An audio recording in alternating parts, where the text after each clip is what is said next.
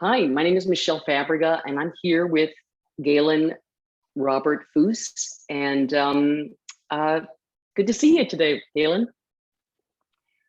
Thanks for joining me, Michele, and I look forward to getting into our topic today about the launch or the relaunch of the Discover Your Personal Erotic Myth Survey. So we just have brought it online and it is live now. So I'm here to just offer it as an opportunity for people to learn more about their own personal erotic mythos that they might have. And this is another term for the idea of sexual fantasies. So the survey will help people drill down deeper into their sexual fantasies and come in a more aware regard of all the complexities and the richness and the epic encounters that are going on in their fantasies that they might not be so consciously aware of. So it really gives them this opportunity to open to the depths of their own eros. And at the same time, this survey is in support of what I call sexual integration therapy, which is the bringing back together of the depths of one's sexuality, as well as being able to look at what's in the way of the honest expression of their sexuality, what shames, fears, traumas, intense moral judgments about sex negative attitudes, etc. So it'll bring both of those into their view so that they can really see a better way of how their sexuality is operating and how, if it has been kind of off in the shadowy underworld and secrecy and hiding, they can look at and be open to opportunities of how can I bring that into my life in a way that's in integrity with my values, agreements, responsibilities, and relationships. That's the one side of it. The other side of it is gathering data for us as a research team to look at the what is going on with sexual fantasies and what is their nature, what is the map of the sexual unconscious that they might fit into, because there's this archetypal, symbolic, mythic nature to sexual fantasies. In other words, they're populated by usually a dyad of, there's one side and the counterpart to that, and it's often also in some sort of maybe a power exchange context, not for everyone, but this is a good sampling sizes from that, where they are, one might be dominant, one might be submissive, one might be daddy, one might be daughter, one might be mommy, son, etc. There's a whole pantheon of archetypal figures in the range of sexual fantasies that people have. So we're interested in understanding what's that about, or what is it, what's the quantifiable nature of it? How many are in this category and that category, and how much people have an opportunity to offer dialogue, for instance, in the from their own fantasy. And again, this is an anonymous survey, so that there is no way that their personal information can be linked to the information they provide the survey. It's in a blind system on a professional survey website, that this is all built into the system to protect their anonymity along the way. But we'll be looking at the confluence of both the fantasies and then also all the ways that people may have been traumatized or wounded, shamed, feared. How are those conflicts showing up in their life? The survey will help us look at that better and hopefully provide a better therapeutic model to support clients from what we find in the survey. Yeah. One of the things, maybe as I listen to you describe it, I could see how someone might be a little daunted to fill out the survey. But one of the things I want to call attention to, this is the second version of this survey. So you already had I think 7,000 responses to your first version, and this has actually been reviewed and blessed, so to speak, by the Institutional Review Board, which is a group that is kind of formally reviews this kind of survey when we're using human subjects. So it's actually been, it's kind of research ready, and so it's going to be, and there, questions are optional, right? So people can share or not, depending on which part of the survey is not quite right for them, or doesn't fit, or is a little too uncomfortable. And so basically, you're just trying to encourage people to contribute, and also just to help maybe thaw out a little bit of what's inside that maybe they haven't really been in tune with or in touch with. And I think one of the things I appreciate about your work is that you really talk about how when we kind of send part of ourselves really out, cut off from ourselves, we're not really as whole and authentic as we could be in the world. And I know authentic is like the big buzzword these days of trying to be more authentic, but it really in all ways, really. And it doesn't mean that like oh, I bring in my sexuality more and I'm this hypersexual person. It means that I can actually feel this wholeness and this not a brokenness that I think a lot of people feel, unfortunately, around their sexuality, and they have to hide it even from a trusted partner that they've known for years. So I just think there's this beauty in bringing this rigor, like scientific rigor, to sexual fantasies and our true sexual nature.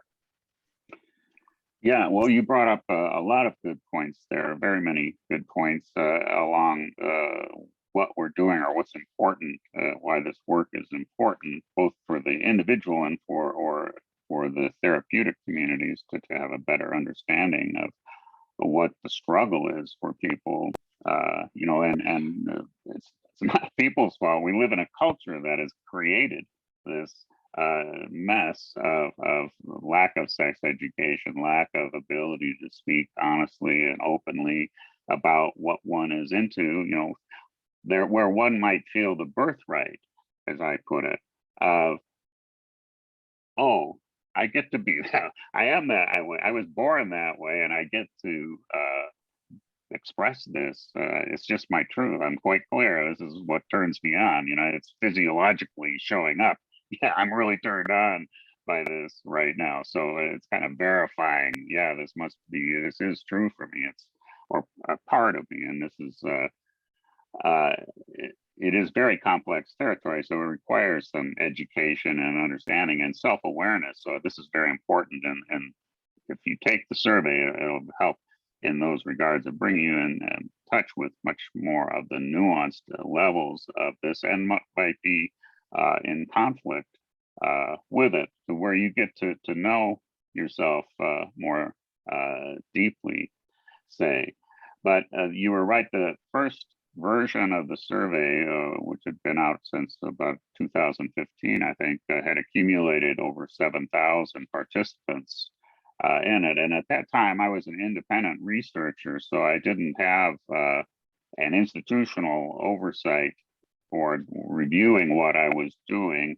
And without that, I'm unable to publish in peer-reviewed journals from the data set that I have currently. So I was, because I did want to be able to introduce this into the peer-reviewed setting, because my work has been accepted in various institutions now, where I have classes that offer CE credits for therapists to take this particular class by me. So this is from that step, then I was able to get an affiliation with the Modern Sex Therapy Institute and Dr. Rachel Needle. Right. Which is where I received the IRB from the MSTI. And then subsequent to that, I had a conversation with Dr. Needle, who's the executive director of MSDI, and she was interested in this research, and we talked and agreed to participate in the publishing of some findings from the new version, which now can be published in peer-reviewed journals. So the credibility side is important, because we will think this data is quite relevant, but from the 7,000 surveys, we have incredible data from that, and both qualitative and quantitative data, which, by the way, is available to people who take the survey, are able to opt in after they have submitted their survey through another email and ask for the compiled information of all 7,000 plus. Currently, we just launched the new one, and we have about 50 participants so far in that. So you'll get both the 50 plus the 7,000 that have fascinating information, especially, as I said, there's a lot of qualitative data in the survey where, people are asked write a snippet of dialogue from one of your sexual fantasies. And, it's quite illuminating what people say, quite provocative, quite, off the charts, you might even say, kind of the nasty things that people are, and I mean nasty in a rather positive way. I mean, it's just very sexually explicit revelations coming through these dialogues. So, and those can be correlated by keywords, and you can get a sense more of some of the territory of the sexual unconscious. Well, the richness of it. I mean, the expanse, right? I mean, if we all, it's wider and broader than we think, right? Some of us were, this is what sex looks like, this is what you do, and this is what you think about. And it's like, what if I think about that? Oh no, bring it back. But, imagine, looking at a much broader perspective. It's rich territory, right? Well, and this is the point of the one side of really encouraging people to look at their sexuality and begin to understand the incredible breadth and depth that the territory of their eros offers to them. It's like a treasure trove of sexual ecstasies if one learns to enter this territory. But because so many people have embedded in them messages and information, or ideas, beliefs that, I'll be ruined if I do that, or I will go to hell, or I will be punished, or no one will want me. My partner will leave me, all those things. These are things that literally stop the desire, because and thwart many people, too many people, from really going and exploring this vast, rich territory that's a gift to them. Really, they like I said, you were born with this capacity. Yeah, I think it's part of our creativity, right? Part of our uniqueness, right? Well, I think it's a bit of a mystery why it's such a strong part of us, and for so many people, is a very full-time, preoccupation. It's just instinctively strong and present and alive in many people, but it's capped and held down so much by all of these overlays of shame and fear and harsh judgment about that kind of desire, or should only want this, so anyway, this is well, if I would I'm going to pause you for a second. If I were to ask you, what's wrong with that? Like, we need to keep this in check. Shouldn't we just keep it down and keep it compartmentalized? Like, what's the danger in that? I know you have an answer for that, but share that, because I think it's important for people to hear it. Well, we see the result of retarding, maybe that's not the right word, certainly not the right word, but of suppressing holding down, judging harshly, denying, all of that overlay has led to the submerging of our sexuality into the underworld, into secrecy, into hiding, into lying, cheating, being irresponsible, taking risks you shouldn't take, getting compulsively connected to porn or sex workers or whatever it might be. But all kinds of pain and betrayal. And the big psychological disturbance by all that is what I call the cover up. It's not the porn someone that's watching is a problem. It's not the how many times somebody watches porn that's the problem. The kind of porn they're watching, that's the problem. It's the cover up that's the problem. The cover up is the lying, the cheating, the that's hiding, the deception. the deceptive way that one now has to live their life perpetually because they're compulsively operating. So they're continually in a state of fear, of discovery, and stress, of getting busted, getting caught. And this is the psychological burden of that is going to destroy the individual as well as their relationship eventually. Anyway, all because of the fear of being honest with one's partner about, hey, I like this, I like that, I'd like to try some of this and that. You know, I mean, that's not the whole of an issue. I mean, and these are more complex issues than are being provided for by the sex porn addiction treatment model or the clinical therapy model, which is solely cognitive behavioral type therapy for the most part. And this is bringing back to what I said earlier about the research here is working to help understand better and also build the premise for what I call sexual integration therapy, which is this combining, you know, bringing sexuality back into the fold, you know, into, you talk about it, you own it, you know, you enjoy it, you know, you are proud of it, you can celebrate it, you know, you can share it as the gift that it is with your partner or partners, as the case may be.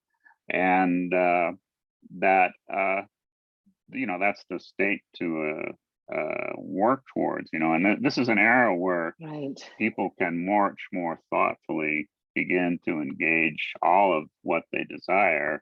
This isn't a problem, you know, people, this consensually with is fantastic for you and your partners. And don't forget, this is like your partner's going to be excited if you can learn to present it to each other in a way that is mutual. You know, if this is for partnered people to begin to enjoy this, is start from a mutual effort, you know, that for both of you, this is going to be what can be co-created, right? What can be co-created? Yeah. Now, on the other hand, that there are many people who for decades have been in erotic mismatches, what I'll call erotic mismatches. So, you know, the truth might be, well, we don't fit so well sexually, which has been the case, obvious anyway. Maybe now you're finally admitting it, but because if that is the case, the evidence will have been there for decades as well, and it's an opportunity to address honestly now, like, whoa, we've never talked about this difference, and is there a way we can negotiate it somehow in a way that I can feel okay with, you can feel great with, and we can preserve our relationship without secrecy and shame, but bringing it out in the open. So I'm excited. This is great. How do they take the survey? So if you're interested in the survey, and I really encourage you to be, if you have the slightest interest, go take that and just go explore this for yourself, just to open up and learn more about yourself. And also it really helps our research, and therefore all are going to benefit from this. And that can be taken at my personal website, which is https://GalenFous.com/PEM. That's GALENFOUS.com/PEM. And that'll take you to the survey. And you can take it as you answer. There's about 60 questions. You can take all of them. You have choices to, you need to skip or aren't comfortable. There is an informed consent waiver at the beginning that lets people know here's what's going on, what you're going to be asked about, Yeah. and things, you know, to make sure you're okay with taking the survey. So it's all quite well designed to just support someone to be able to go talk, to tell the Yeah. truth about something about their sexuality. Sounds great. Thanks, Galen. Yeah, my pleasure, Michelle. Thank you. Okay. So I will stop the recording.